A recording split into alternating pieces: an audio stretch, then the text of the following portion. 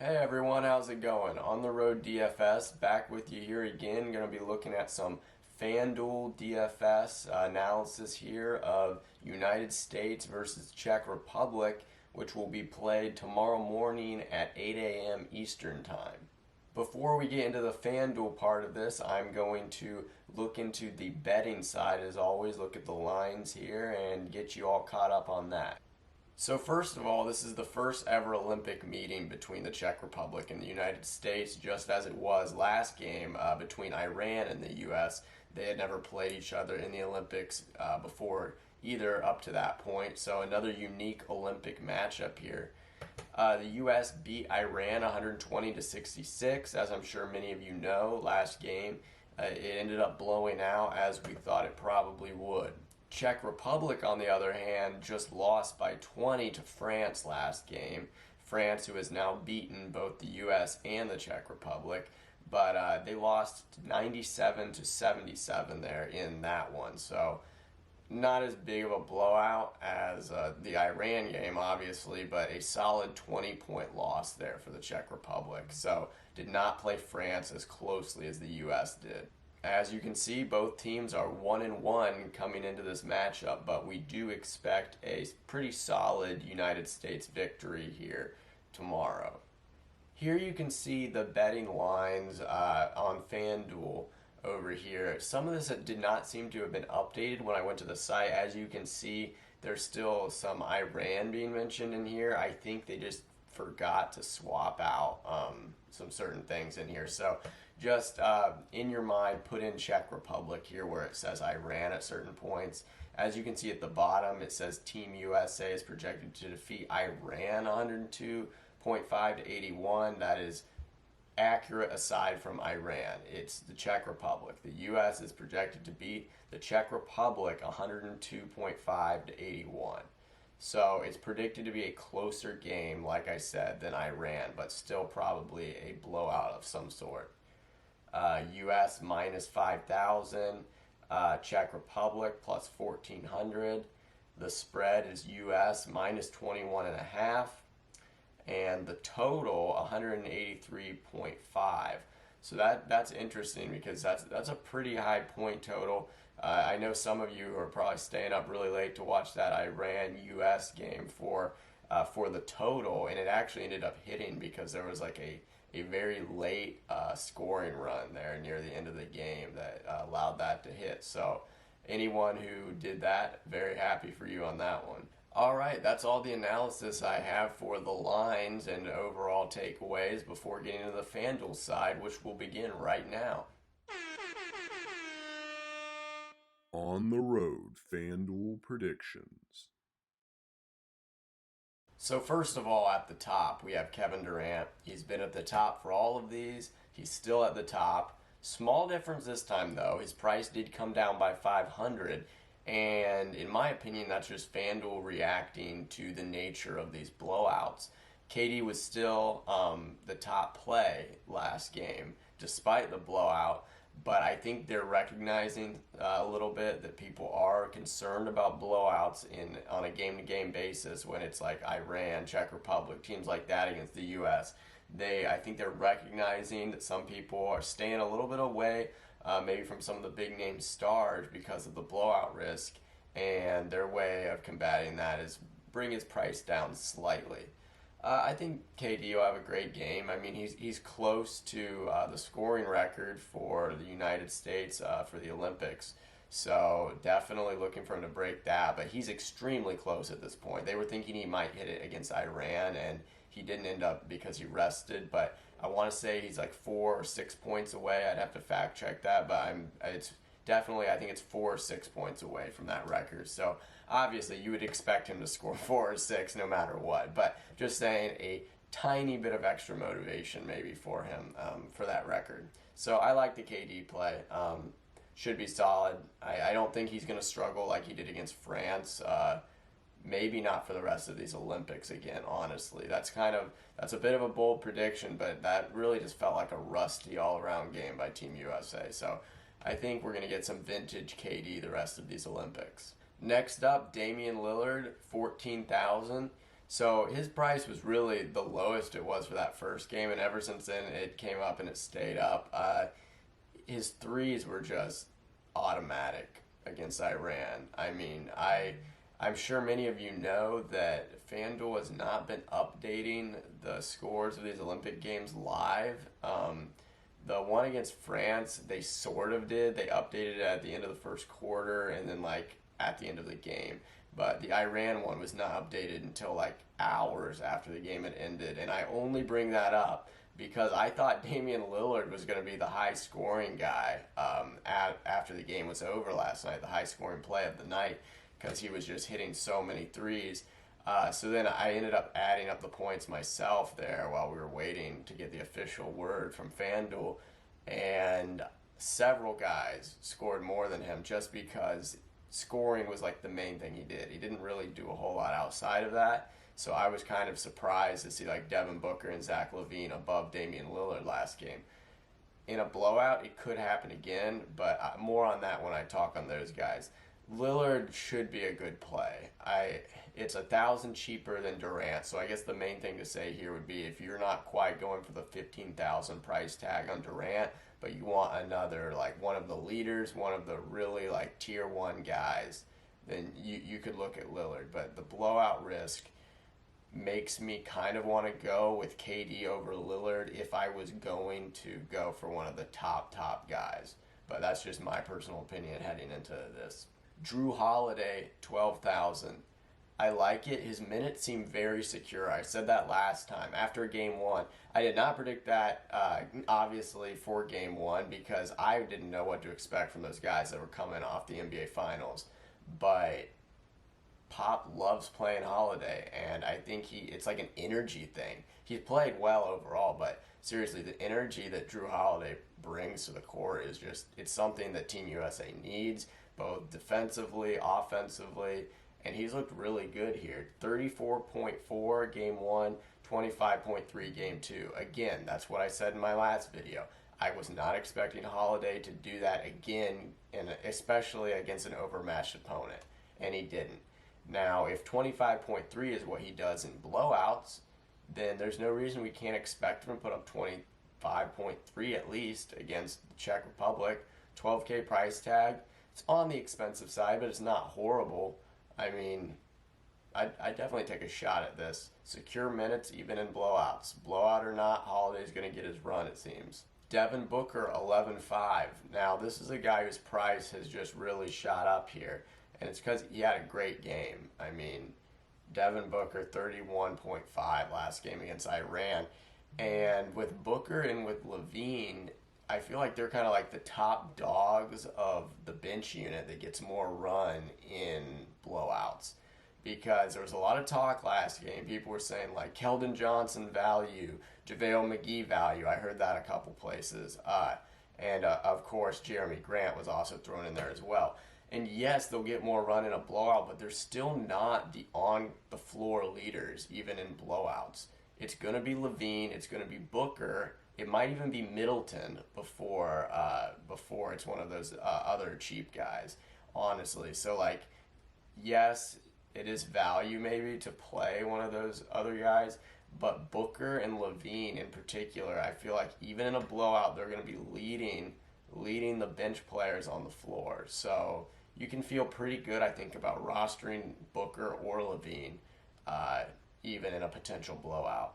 So with that being said, we're going to look at Tatum here, 11,000. Now, Tatum, the thing about him is I keep thinking he's going to have a breakout game, and he had a better game than he did against France, but you would hope, right? You would really hope. I mean, there was plenty of scoring to go around last game. That France game was just an all-around struggle for a lot of guys on the team. Almost, I might even say most of the guys on the team. But then the scoring really opened up against Iran, obviously. I mean, that's what I said. I was like, probably just about everyone will have a better game than they did in the first game in this game. It just makes sense. But aside from Bam and Drew was what I said. And that did happen, but more on Bam in a second. Tatum, I still feel like he's going to have, one of these games he's going to have a really good game. The 23.8, I don't think is quite it.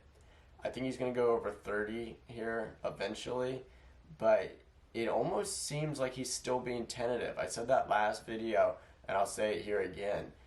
Feels to me like he's not 100% comfortable. I don't know if it's the bench role he's playing or what it is, but he just does not seem 100% comfortable out there to me. Bam Adebayo, 10.5. Let me tell you, I love this price, okay? His price came way up after that first game, and then the second game, he doesn't quite score 20, and now it comes way down. And to me, the pricing on Bam Adebayo has just seemed like overly dramatic, like overcorrections both times. He was corrected way under the high end after that great game against France. He was the second most expensive player from Team USA. And now he has not a horrible game. Like, he almost broke 20. They didn't really need him against Iran. He sat a lot. And now they overcorrect him on the negative side down to 10.5. And that just feels ridiculous to me.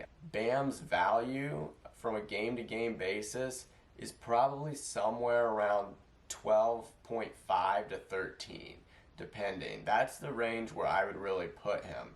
But Fanduel has just been shooting him over that, shooting him under that, and rarely in that area. And I personally feel like this is a very good price on Bam right now, and I do like it. Zach Levine, 10.5. I basically said everything there is to say about him already when I was talking about Booker. I view the Levine and the Booker plays very similarly. I probably trust Levine a little more, which is interesting because he's actually cheaper than Booker. But I don't know. I mean, with the bench guys, Levine and Booker are the top dogs. Even if those cheap guys are in the game, they're probably not taking most of the shots. They're probably not, accumulating most of the stats. It's going to be Levine and it's going to be Booker and anyone else that Pop decides to put out there in the top, like one of the top leader guys. It could be Draymond, but more on that in a minute. Levine, I think, is a solid play at 10.5. I like the play. Draymond Green here at 9.5. I feel like he hasn't really reached his potential in any game yet at this point. I think there's going to be probably a game where Draymond Green ends up being one of the better value plays. No idea if it'll be this game or not, but I think, one of these games, Draymond's going to put a really nice stat line together, and he's going to crush the value here. Because this is like 2 games in a row where he's been priced around here, under 10K. He didn't seem like a big part of the game plan against Iran, honestly. He was not very involved. I believe he turned the ball over a few times as well, which hurt his score. But you can see the stats here. He has not broken 20 points yet on Fanduel. So we're waiting on that. But if you like this game to be the Draymond value game, I say take a shot on it for sure. Chris Middleton, 9,000. Now, he did have a better game. I thought he would. I really think he's a little more rested from the finals now. Pop looked more comfortable putting him out there. He could have easily scored a lot more. He missed a couple wide open threes. And I wouldn't be surprised to see Middleton have a really nice game here against the Czech Republic. I think from just an energy standpoint, from kind of just what I've been seeing of him, I feel like he's starting to get his feet under him with Team USA. But I predict maybe like a roughly 20 for him this next game. So does that make him an insane value? No, not really. I mean, 9,000 is on the cheap side, but also if he scores around 20, it's not great. It's just all right. You want your guys to at least get over 20 for sure, but especially from Team USA. But I don't know. I guess I'm kind of just I'm on the fence with the Middleton play. Don't love it, don't hate it. If you like it, go ahead and do it. JaVale McGee here getting a price increase to 8,000. That's interesting because I'm not going to sit here and say that he doesn't deserve to have his price, sent up a little bit because his blocks, and he actually got 2 steals against Iran. So he's going to do that. He is huge. He's a tall guy. He's going to get blocks, you know. So those are worth a lot of FanDuel points. I think that alone justifies his price going over some of the other like deep bench guys for Team USA. But I don't have much analysis on McGee. He might have another, you know, good game, get some run in a blowout. He might not. He might get good run and not do anything too. I don't want to say he had a ceiling game for his role against Iran, but I can't imagine him doing a whole lot more than scoring about 20.4 is what he had against Iran. I just couldn't really see him doing a ton more than that, even in a blowout, unless McGee really catches fire. But I'll leave that up to you if you think that will happen. All right, last two guys here is Jeremy Grant, 10.6 FanDuel last game.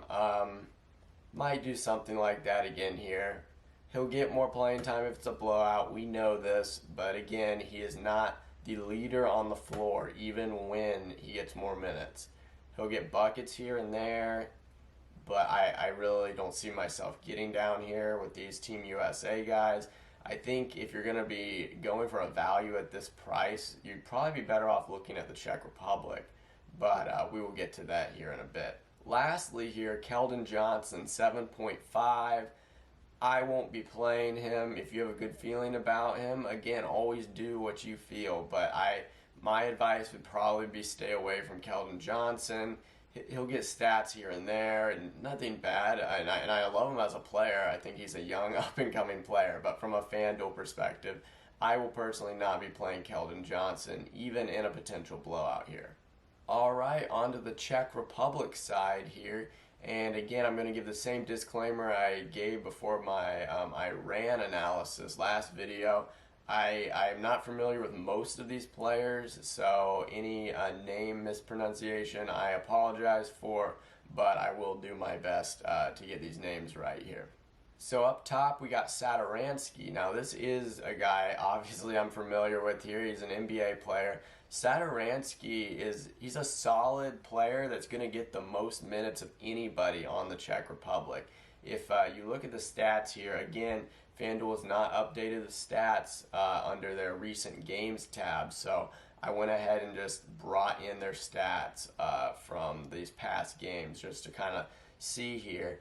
And of their players, he has had 34 minutes in the first game, the victory over Iran, which was a close game. I already talked about that last video, but that game was actually pretty close.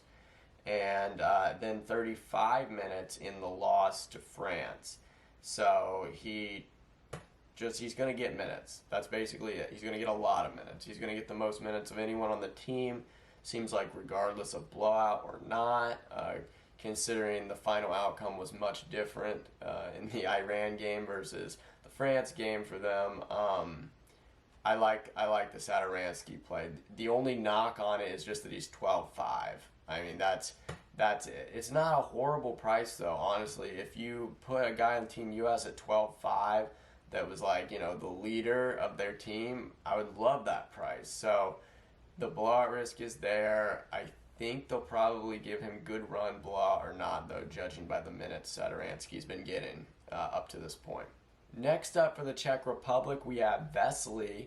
And it seems like the pricing here for these Czech Republic guys, at least in the early going right here, basically just follows the minutes that they got up to this point, as Vesely definitely gets the second most minutes consistently to Satoransky there. So with the first game for Vesely, we had 25 minutes, and he was productive in those minutes. You know, 11 points, 7 rebounds, 2 steals, 3 assists. Good stat line. Especially for 25 minutes, that's really decent. And then against France, he actually got more minutes, which that's what's interesting because that was a blowout. The Iran game looked like a blowout there for a while in favor of the Czech Republic, but then didn't end up being one at all. So I don't know how the blowout really affects his minutes, but he got more in the 20-point loss to France. So Vesely, 32 minutes, 19 points, 5 rebounds, 3 assists, 4 steals. I mean, the stats are great on him, honestly. I really like Vesely's stats.